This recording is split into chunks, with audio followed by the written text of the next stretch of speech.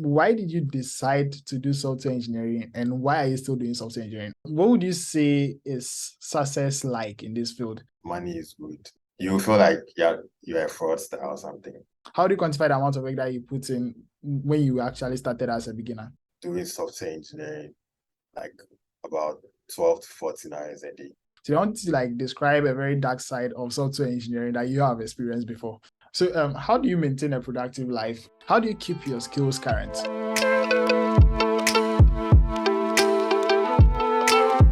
All right, guys. So today we've got Kwesi Dadson on ourTalk, and we are going to be asking him a couple of questions about how to, become good at software engineering. We are all beginners, but we want to like go to that level where we are very good at it. So he's basically just going to be telling us about his experience and the kind of things that he thinks made him who he is today, something of the sort. But then before then, you'd have to like tell us about yourself first so that we know who you are. I mean, I know you. Okay. So I'm a software engineer. Mostly I do backend because I don't like a lot of UI stuff. I guess that's all. At the moment I'm working with I'm still in the Underland network, but let's just say I'm working with a US company. Yeah. Okay. Or yeah. If there's any other questions you have. Oh, dude, the questions will come. The questions will definitely come.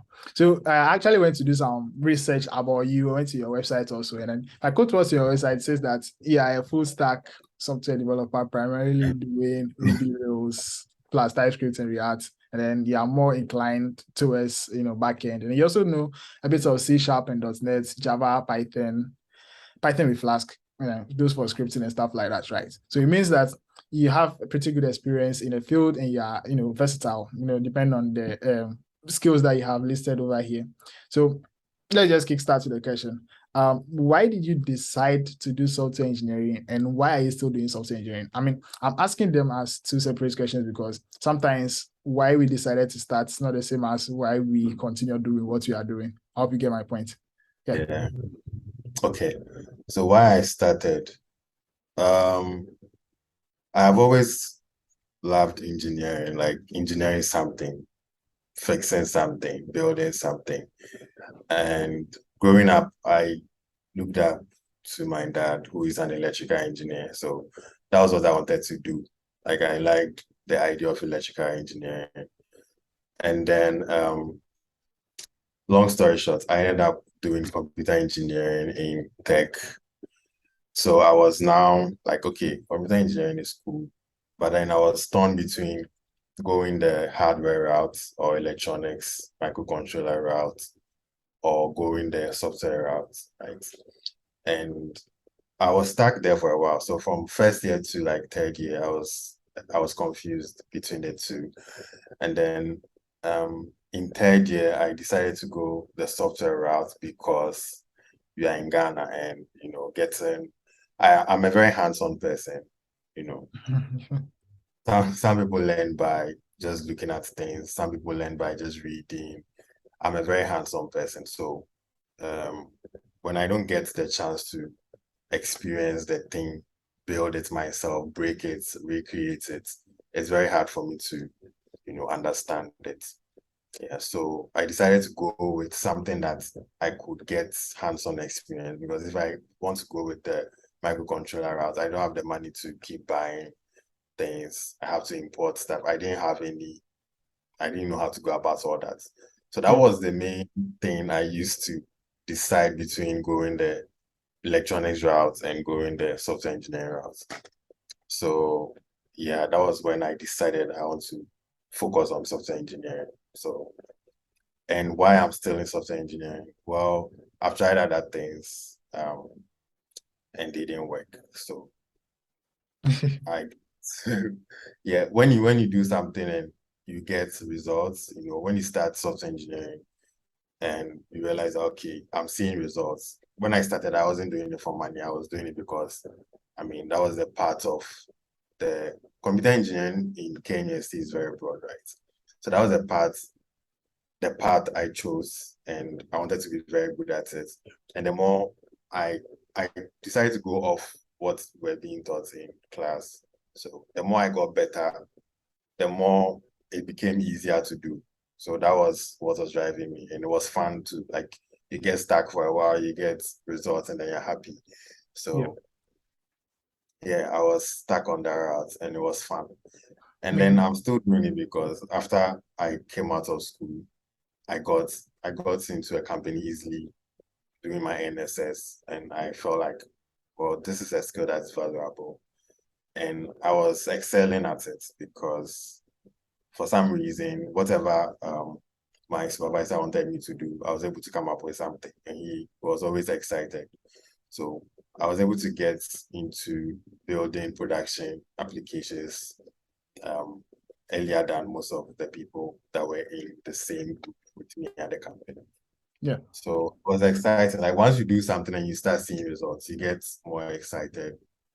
You keep Yeah. it becomes a habit. So Yeah. and That makes then sense. yeah. So I think that's what has kept me because I kept seeing results. And Yeah, the results matter. So, what would you say is success like in this field? So, like for you in software engineering to be not to be a successful person, but then like what? How would you picture a successful software engineer? Well, I don't know, but success can be defined in so many ways. It depends on what you are looking for, Yeah, right? But I think we all agree that money is good. Money is like one of the ways that we measure success because money solves a lot of problems. So, how I would measure success in this field, are you doing what you love? That's one thing. Um, and do you have the time that you want to have? Because um, I believe time is a very valuable resource, right? And also, do you have the money that you want? Right. So if you're not doing what you love, maybe you're not at the skill level where you can build the things you love to build. Maybe what you are looking for, you're not successful, right? Maybe you love what you build and you're earning, let's say, 10K Ghana cedis a month, and it's solving the problems that you want to solve. You're happy, so you're fine. You're successful. You don't need to earn like maybe $100,000 or something like that. But if it's solving the problems you want and you are content with it, you are building the things you love to build, and you have time for the people you love, I believe you're successful as a software engineer. right. And that's what. So, being a successful software engineer is actually more of what you gain rather than the skills that you have. Should it? That's what I think. Because if you have, you could have just one skill and be so good at it, like your services is needed by so many people, Yeah, right? And you're solving so many problems with just that one skill, right? As compared to someone that has a lot of skills but isn't really solving any problems with them, yeah, you know. yeah. That makes sense. So that's what I would say. All right, all right. All right. So, how did you move from that beginner stage and became confident enough to tell yourself that you are really, you are really a good software engineer? You know, Um, when we start as software engineers, we kind of like have that, inferiority complex and all of those things, feeling like you're not good enough, and sometimes you get stuck like going over tutorials over and over again. How did you get over that beginner stage to actually become confident enough to call yourself a good software engineer? okay. So I believe it's a process. It never ends, really. It never ends. Once in a while, you feel like you are really, I don't use some words, but like you feel like you're a fraudster or something. It happens, right? Yeah, Once in a while, you feel like all these things I'm doing, I'm not really that skilled. Like I'm just like any other person. Maybe I'm just good at putting things together, you know. Once in a while, you meet someone that is extremely good, and then you ask yourself, what have you been doing this whole time with all the years you've been in software engineering? What have you been doing? yeah, Sometimes you someone the person has like 3 years experience and they are very good at what they are doing. And you'll be like, what have I been doing the whole time? It happens, right? Yeah. Sometimes you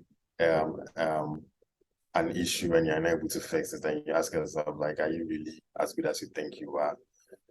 Sometimes you get rejections from companies. It happens. So I think it's a process. Every day you prove to yourself that you are good by overcoming the challenges that you face. I don't know, but I feel that's how it is. So it gets to a point where you have previous experience that calms you down that okay, I've been through a lot. At this point, if I wasn't good enough, I wouldn't be here. You know, like when a thought comes to your mind, okay, are you really as good as you think you are? You have like past experiences that calms you down that okay, I've done this before, I've been here before, I've been in a situation where I thought I couldn't fix this, but some way, somehow, I found a way, I figured out a way. Yeah. If you believe in God, you know that okay, at this point maybe I prayed and then I got an idea how to fix it. So you gain that confidence from those experiences as you go. So yeah, that is how it's been. It's a process that never ends to really. Okay. Yeah, that makes sense. How would you quantify the amount of work that you put in to actually, you know, okay, let me take that again. How do you quantify the amount of work that you put in when you actually started as a beginner? Maybe like how long or the number of hours you spent, or like just something to quantify the amount of work that you put in when you started, so that we know how to actually like tackle this whole software engineering thing. Hmm, that'll be hard. But let's say, how do I quantify it? Okay. Sometimes years of experience is a good measure, right? But you need to consider a couple of things. So we have years of experience that, I mean, time will always pass, right? So if I started writing softwares in 2017, and then now we are in 2022, maybe I have 5 years experience, right? But was I really learning and improving the whole time, or maybe I was just doing one thing the Yeah. whole time? Maybe I was doing one thing, like I wasn't really learning anything, right? So it's very dicey, but I would say how I would quantify it is the number of hours that I put in every day. So let's say averagely a day, how many hours am I doing something software related? How many hours am I learning something new? How many hours am I building something that I'm using the skills that I already have? Okay, so let's say averagely, even now I don't write a lot of code in a day, but um in my first 3 years of experience, I would say I was doing software engineering like about 12 to 14 hours a day, because like you have to really, there were times that I go to work and I don't even get a chance to write code because you are firefighting. Yeah, fixing bugs, they are getting emails. You know, like when you work with a startup, it's very busy. Like Yeah. clients just hit you directly like that. Yeah. So you go home and then that's the time you have to write code. That's the time you have to also learn while you're writing the code. There's no time for anything, right? So yeah, but so from that, for the first 3 years, it was really like really hard. Right now, I would say learning plus writing code plus any other software engineering related stuff like mentoring others and things still would be around 10 hours a day. Okay. So, Yeah. So when you so started, you actually played in like about 12 hours a day when you started, but then now it is reducing. So like you're saying it gets better as you continue onward. yeah, it does. So right now, actively writing code. Sometimes I spend less than 4 hours like working, right? Yeah.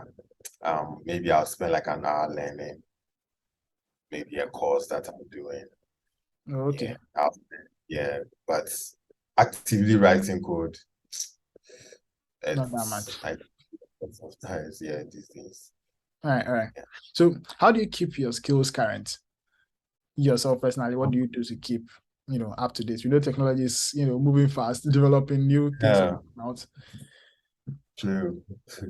So that's one of the things that is hard to do. But how I go about it is so there's this um should I say platform that I use. It's called Software Engineering Daily that I listen to. Like sometimes there are podcasts on it where they talk about new things, they talk about how technology is helping people, how it's being used. They interview people and stuff like that. So that's one of the ways. Um, Also Twitter, like I'm always on Twitter. So when something comes up, I also see it, social media. Um, and then I talk to a lot of software engineers. So sometimes there are people like I interact with people that I consider way smarter than myself, and I learn from them. So when they use a tool, they might introduce me to, okay, have you used this before? Oh no, have you used this before? Sometimes people that look up to me may bring things to me, and then I get to learn from them too. So yeah, usually those are the channels. Yeah. All right, all right. So throughout your whole software engineering journey, what was your main focus? What was my main focus? So I see myself as a problem solver, right? So my focus has always been being able to build a skill to solve problems. So it was recently that I decided to start defining myself like, okay, I'm going to focus on back end, I'm going to focus on before that, my aim was okay, I need to solve problems, right? So if I'm in a company and there is a software related problem, software engineering related problem, I have to be able to solve it. I should be able to learn and solve it, Yeah, right? So I was really just all about the focus was to to be um to be very relevant when it comes to problem solving. So I don't want to be the kind of person that's always complaining, okay, there's this problem, finding faults everywhere, but I should be able to find them and then fix them or build solutions for them. yeah, So yeah, that that was makes sense. really therefore. Yeah. So over the period, you hear people talk about the good aspects of software engineering and all of that, but so you want to like describe a very dark side of software engineering that you have experienced before. So software engineering is hard. There um some negative aspects is it can get lonely sometimes, right? So when I started out, I was writing code, I was doing nothing. So you learn, you write code, you build something, you're happy. You show it to someone and you're like, okay, but what does this do? What does it really do? They want to see something like a mobile app, right? They want to see something like a web app, but what you are building is on a console. Like it's sometimes it gets very discouraging. So yeah, it's a lonely road, and because you spend a lot of time trying to build your skill, um, you might end up losing, cutting off people, sometimes unintentionally because um, you leave people on read, like you don't reply to your messages, you don't check up on people. If you're in a relationship, you might have problems. If you're not already established, then you're now building your skill actively and you're in a relationship, you might have issues there too. So yes, that's the thing. It takes a lot of time. It's hard. It will drain you. Yes. Yeah, Yeah. it's toxic sometimes. Toxic in quotes. So Yeah, yeah. makes sense. Makes sense. So how do you maintain a productive life then? Like being able to put all of these things together and still be able to produce something out of the day. Um, Good question. So that is balance is really hard, right? That one, no denying it. Balance is really hard. Um, so what I do is I try as much as possible to build a routine and have some sort of to-do list every day and then try to complete tasks on it, right? It's not every time that you're going to get it right. Sometimes you are going to feel lazy and you won't be able to accomplish much, but you need to also have mercy on yourself and then pick yourself up. So that's what I do. I use a to-do list to try and track the things I want to do for the day. At least I won't be able to finish everything, but I'll have some form of structured day and decide what time I want to dedicate to work, what time I want to dedicate to maybe putting a meal together, going out to get groceries, doing other things, going to the gym and all that. Yeah. And then also you need to decide you need to decide what's important, right? You could have multiple gigs bringing you money, but your health might be at risk. You need to strike a balance. You need to know when, like how far you can go, and then draw that line and then keep a balanced life. Yeah. So, all right. So we understand that you completed KDST based on the people who we have interacted with on Twitter. And there's some of them asking me to ask you how your final year project was like. So you should tell us about the final year project. oh, okay. So my final year project was fun, but it was more of like a learning process, more than something that was very useful, like the rest of my teammates. So we wanted to build a software application, but in computer engineering, if you want to build a software application, you're going to have a lot of issues. It has to be something spectacular. Like you cannot just build a management system and say, okay, this is a hospital man. You need to build something more like you need to invent something new, right? So my supervisor gave us this idea that we could build a search engine that combines. At the time, we had OLX. We still have them and maybe have more. We had OLX, Jumia, and what's the other one? Tonaton as the online platforms.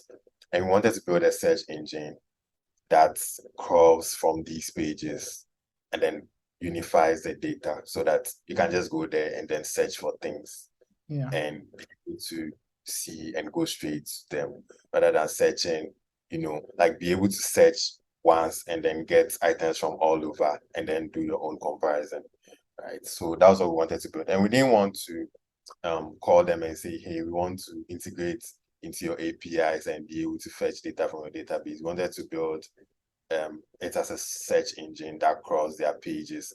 So we had to build it that way. So that was really it. It was just a search engine where, and basically you cannot beat Google at search engine, right? So yeah, so it was more of like a learning process, and it was fun. Like I learned a lot from it, and I was more like the only programmer on the team, so I was building and then still teaching my colleagues. Yeah. So yeah, it was fun, but Makes sense. yeah, Makes sense.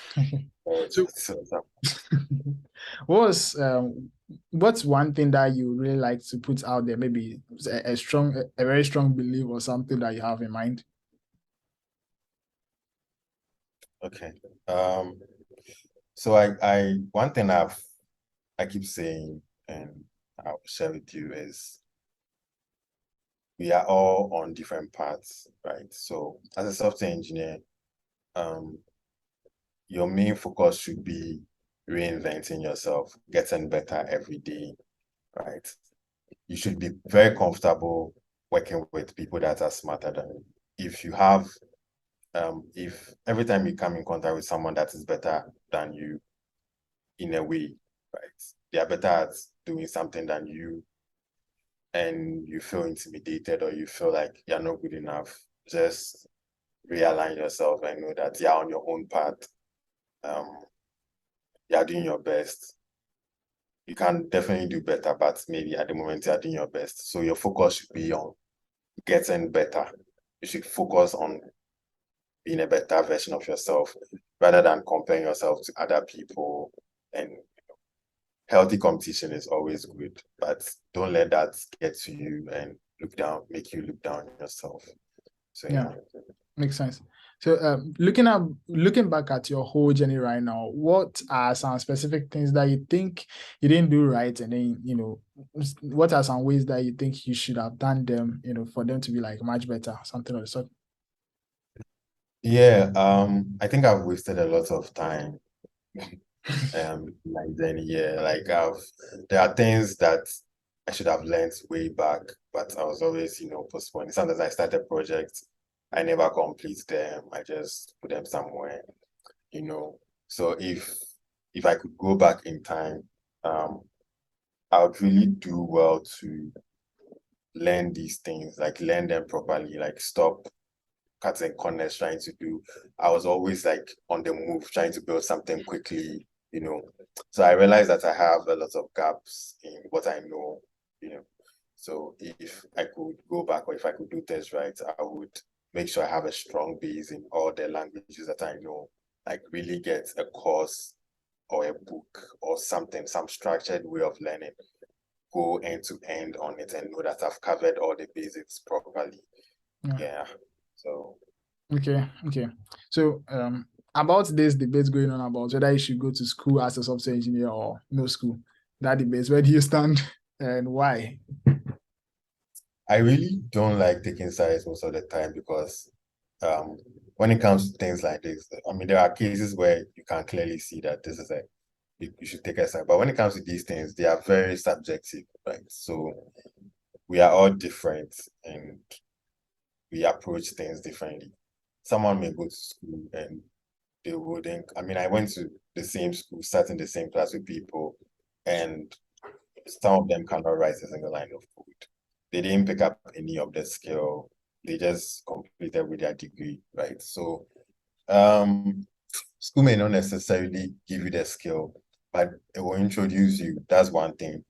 Another thing is there are places where you will need the certificates, right? So if you're in Africa, for instance, like you need that certificate to prove that okay, at least I have the basics um the for computer engineering or maybe computer science. In some cases, you need that degree certificate, right? You need that bachelor of whatever certificate.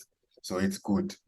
But if you're unable to get that and you have an alternative route, you just have to prove yourself and then do your best. But if you have the chance to go to school, like it's good, it's good. It will open a lot of doors for you. Right. That makes sense. That makes sense. So maybe one or two questions before we leave here. Do you document your journey and as in like the things you worked on, the skills you've gained, along the way, something to just serve as some sort of journal to look back on for motivation in the future? And if you do, how do you do it? Yeah, so that's also one of the things that I should have done way back. I started blogging, but I even lost that blog long time. So at the moment, I don't have anything like that. I just have pieces of code flying around, and I have repositories of things I've worked on, personal projects that I didn't finish, and all those things. So those are the things that I look at. Maybe if I want to backtrack and um, do something, that's what I do. So I usually like to learn by writing code. So let's say if I have a course, if I'm learning a new skill, like do a course, anything that catches my attention, I just write a piece of code and put it down in a repository, right? So once I write that code, I know that I have it somewhere. I know I've written it before. I have that muscle memory. I know that I can do this, right? So that's just it. That's what I have now. But if I'm to advise someone, I'd say um, writing a blog would be great. And then also keeping repositories of everything you've done. Those two things are very important. So maybe you learn a new skill, you can write a blog, an article on it, and then create a repository, a small project that encompasses everything you've learned. Then maybe add a link to the article or something like that. Keep that going. Don't think about the number of views you're getting or something like that.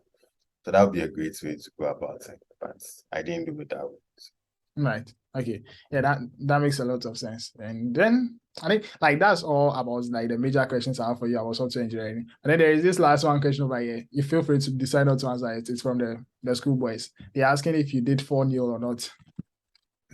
Oh, depends on what you call funny, but I think I did.